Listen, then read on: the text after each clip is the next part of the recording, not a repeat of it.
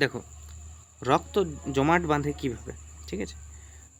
রক্ত জমাট বাঁধার প্রথমত দেখে না, আমাদের শরীরে যে রক্ত প্রবাহিত হচ্ছে সেটি জমাট বাঁধে না কেন?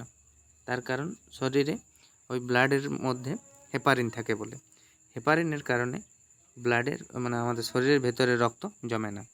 আর হেপারিন কোথা থেকে তৈরি হয় না, এটি যকৃৎ তৈরি করে, মানে লিভার হেপারিন একটি প্রোটিন যেটি তৈরি করে। এবার দেখো, রক্ত জমাট বাঁধার 3টি গুরুত্বপূর্ণ প্রতিক্রিয়া আছে, মানে এই প্রক্রিয়ার মাধ্যমে ঘটে।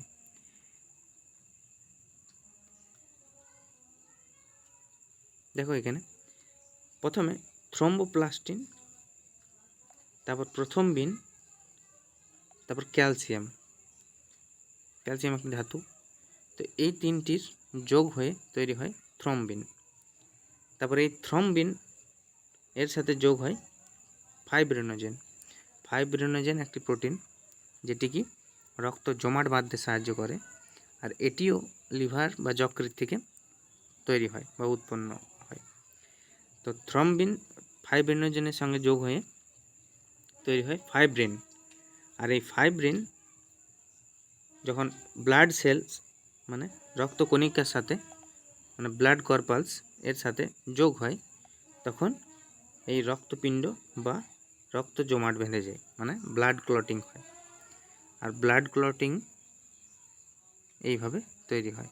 আর যদি বলে ব্লাড ক্লটিংয়ে সাহায্য করে কোন ভিটামিন, তাহলে হবে ভিটামিন কে ব্লাড ক্লটিংয়ে বা রক্ত জমাট বাঁধতে সাহায্য করে।